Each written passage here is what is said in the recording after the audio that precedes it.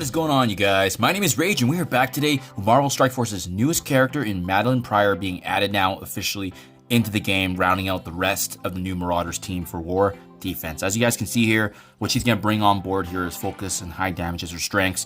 She's got hard hitting attacks, fortifying Marauders, really revigorating them once again in the war meta, but as well, really her highlights can be having the ability to actually attack all enemies, having rebound attacks when Emma Frost or any of the other Marauders is getting attacked. And she's really going to target a lot of the protectors, controllers with disruption, offense down to brawlers and blasters. And we'll take a look in more detail of her specific attacks overall and take a look at her T4 recommendations. But as you can see, how we're going to actually recruit her is through an upcoming milestone event. So it'll be interesting to see how that actually develops and how it's built up for players to unlock.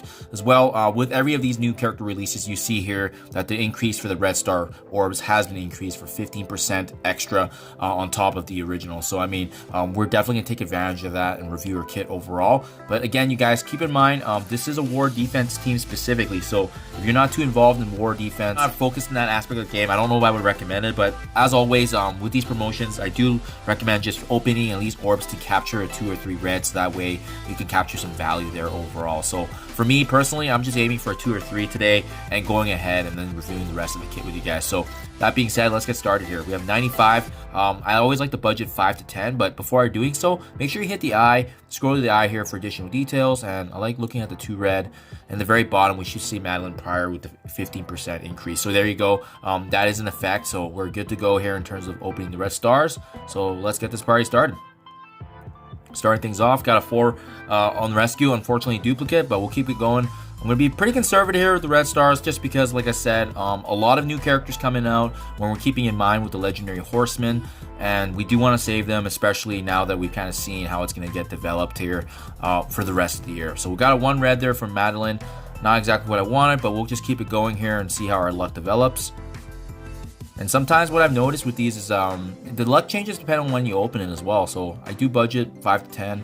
And we don't get it, that's okay. Try later on during the week if you had some reds. But the good news is I bet you a lot of players have been saving quite a bit of reds now just because of the fact that, you know, with the character releases, everyone's being very, you know, mindful of the red stars and trying to make sure that they're using it and saving them for all these new character releases as well. So that's 10 right there. Didn't actually have any luck. So you know what?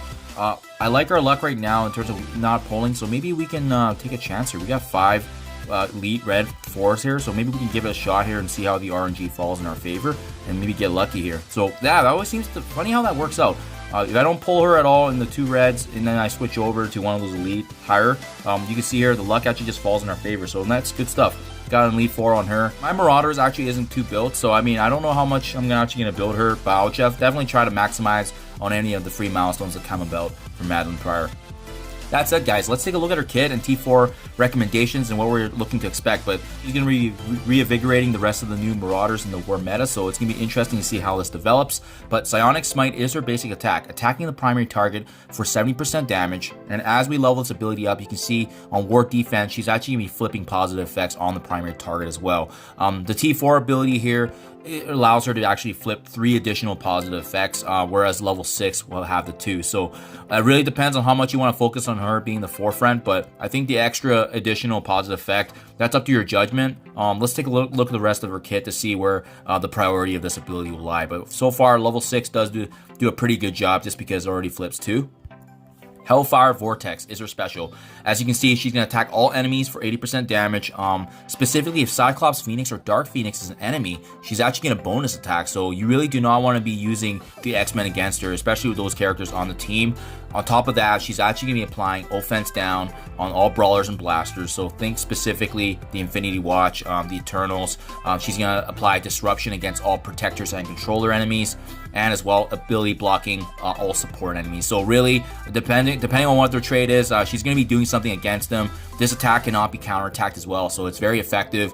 And by leveling this ability up, you can see on war defense specifically, ability block is actually going to be applied on top of the protectors. Defense down is actually going to be added on top of the negative conditions here, and as well as disruption and offense down. So level 6 is actually really good already. Level 7 here, T4, and just gives the increase in damage. So I think this is really good value. Is there a recommendation to T4 this? I don't think so.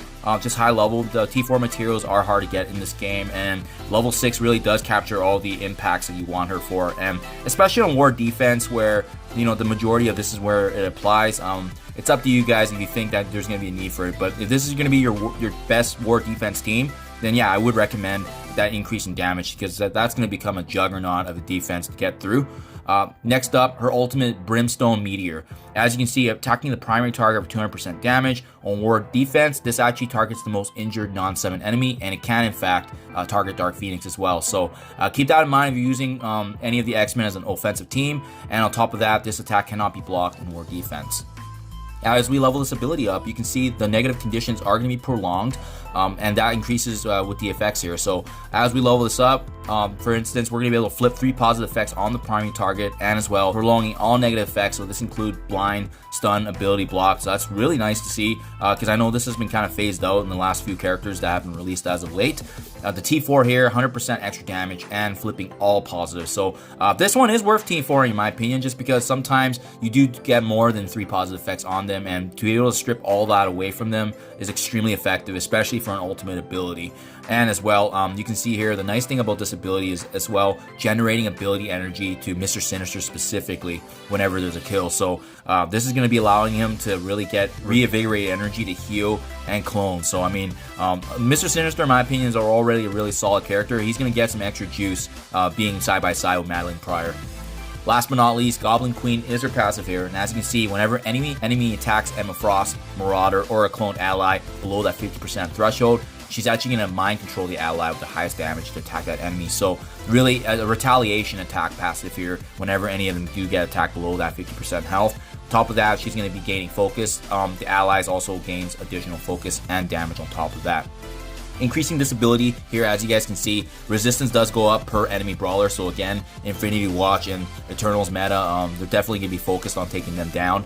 As well, there's going to be increasing damage, and as well lowering the crit chances by all mutants so that get attacked. So really, you do not want to be using any of the meta teams against this new Marauders team. On top of that, especially if you're using mutants. The T4 upgrade here is really reducing that chance again for the assisted attacks, and as well as 10% increase in damage. So if this is going to be your best war defense team and you're specifically aimed at Infinity Watch, I would recommend T4ing this. But if this is going to be like in your top 10 ranking, maybe being a second tier on top of the Heroes for Hire, and as well as Young Avengers, then I would actually just recommend just holding off on the T4s. But for sure, high level right now, looks like her ultimate and her passive is worth T4ing.